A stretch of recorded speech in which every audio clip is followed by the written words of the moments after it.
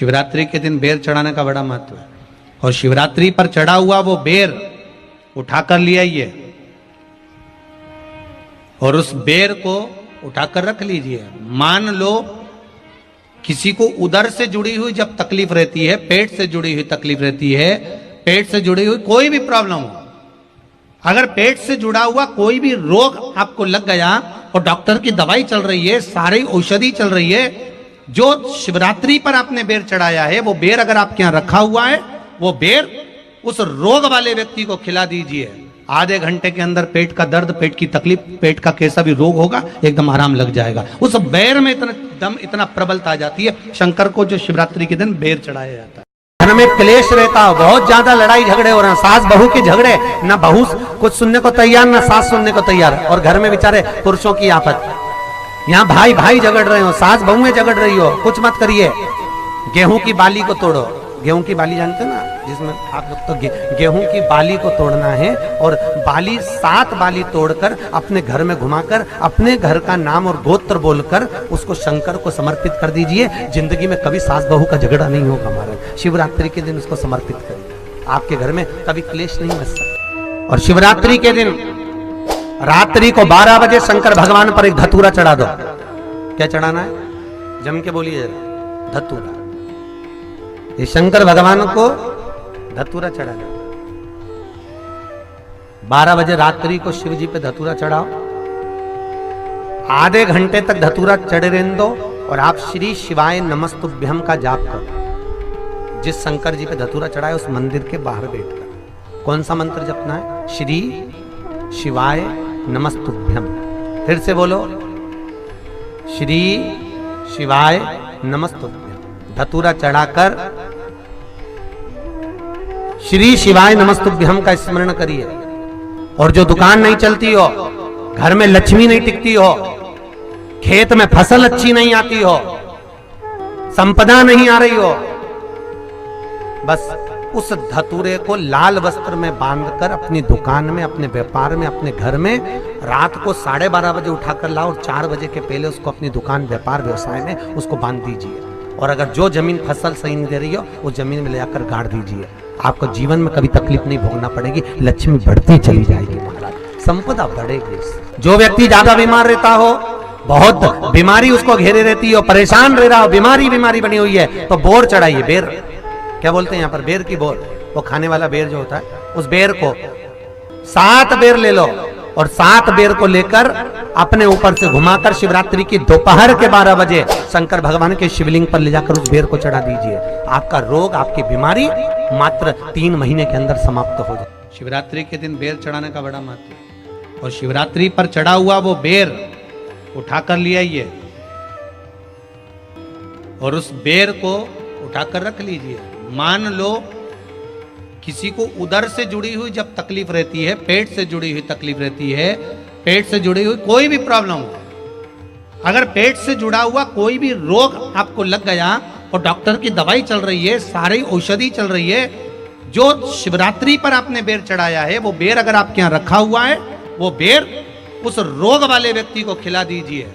आधे घंटे के अंदर पेट का दर्द, पेट की तकलीफ, पेट का कैसा भी रोग होगा एकदम आराम लग जाएगा। उस बेर में इतना प्रबलता आ जाती है। शंकर को जो शिवरात्रि के दिन बेर चढ़ाया जाता है वो केवल शिवरात्रि के दिन करने का होता है। कहते हैं जिसका व्यापार ना चले, व्यवसाय ना चल रहा हो, बहुत ज्यादा कष्ट में जीवन निकल रहा हो और बहुत ही ज्यादा तकलीफ हो रही हो, तो धतूरे को हल्दी में डुबोकर शंकर भगवान को शिवरात्रि के दिन रात को 12 बजे समर्पित करें। उस धतूरे को वापस उठा लाएं 5-10 मिनट के बाद, श्री शिवाय नमस्तुभ्यम बोलकर लाल कपड़े में उसको बांधकर व्यापार वाली जगह में कहीं पर भी उसको बांध दिया जाए। व्यापार पीछे नहीं हटता, व्यापार अग्रण्य भाव में बढ़ता चले जाता है। महाराज उस धतूरे को केवल परंतु शिवरात्रि के दिन रात को 12 बजे ही किया जाए, हल्दी में डुबोना पड़ता है।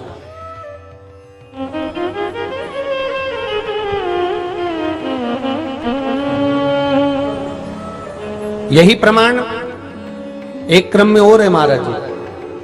लिंग पुराण कहती है, मान लो किसी व्यक्ति को कोई एक भारी बीमारी हो गई, बड़ा रोग हो गया, और वो रोग डॉक्टर कह रहा है कि ये ठीक नहीं होना है, बहुत तकलीफ उसमें है और कष्ट ही कष्ट है, वो ठीक नहीं हो रहा, दवाइयां लग रही, गोलियां खा रहे हैं, तो महाराज उसका भी वर्णन है। 7 धतूरे, कितने धतूरे लेना है? 7 धतूरे। कोई सी भी शिवरात्रि से मतलब महीने में एक बार शिवरात्रि आती है, प्रत्येक महीने आती है।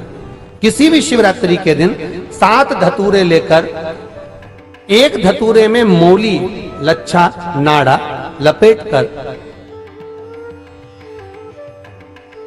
चंद्रमौली भगवान का स्मरण कर उस मौली को लपेटकर 6 धतूरे में हल्दी लगाकर शंकर भगवान की जो जलाधारी है, जलाधारी में आपको पहले भी वर्णन किया है,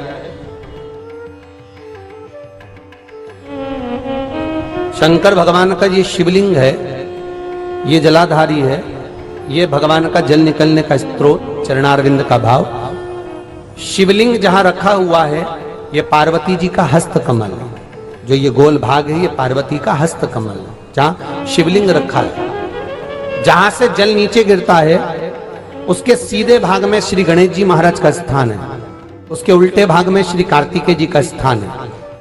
जलाधारी के सामने एक मोटी सी लाइन होती है, कहीं सांप बना होता है, कहीं स्थान बना होता है। जो मोटी सी लाइन है, ये शंकर भगवान की सबसे छोटी लड़की अशोक सुंदरी का स्थान है। जलाधारी के ऊपर जो 3 टेकी लगी है, ये भृगु ऋषि का, भृंगी गण का स्थान है। इसके ऊपर जो कलश है, कलश में जो पानी भरा जाता है, वो पानी जो बूंद बूंद नीचे गिरता है, ये शंकर भगवान की 5 लड़कियों का स्थान है। जया, विषहरा, सामरीबारी, धोतली और देव, ये 5 लड़कियों का स्थान है। शंकर भगवान का संपूर्ण परिवार शिवलिंग के सामने से, जहां से जल चालू होता है गिरने के लिए, नीचे की ओर जब जल जाता है, उस स्थान पर भगवान शंकर के सारे गणों का स्थान है। फिर जब जल बहकर सामने की ओर जाता है, जितनी दूर तक जल जाता है, उतनी दूर तक भगवान शंकर के उस जल भाग को ग्रहण करने के लिए 33 कोटि देवताओं का स्थान है। इसलिए उस जल को हम लांघते नहीं है, क्योंकि वहां 33 कोटि देवता विराजमान रहते हैं महाराज।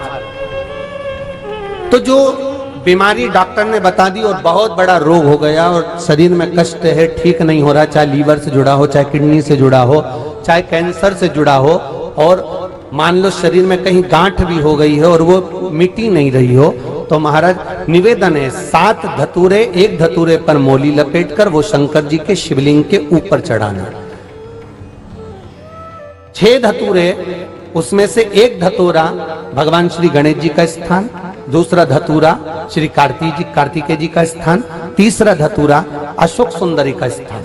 महाराज शंकर भगवान की जगदम्बा जी के हस्त कमल के ऊपर एक धतूरा, एक धतूरा जहां से जल नीचे की ओर बहकर जा रहा हो, पानी जिस जगह से नीचे गिर रहा हो, बिल्कुल वहीं पर एक धतूरा चढ़ा देना है। उस धतूरे को चढ़ाने के बाद वो धतूरा वापस लेकर आना है, अवधूतेश्वर महादेव का नाम लेकर या चंपेश्वर महादेव का नाम लेकर उस धतूरे को, जो बीमार व्यक्ति है उसका स्पर्श कराकर बेलपत्री के पेड़ के नीचे पटकवा देना है महाराज। धीरे धीरे रोग में आराम मिलना प्रारंभ हो जाता है, औषधियां धीरे धीरे समाप्त हो जाती हैं और व्यक्ति स्वस्थ हो जाता है। ये केवल शिवरात्रि के दिन ही होता, 12 महीने शिवरात्रि आती है, आप किसी भी शिवरात्रि को कर सकते हो।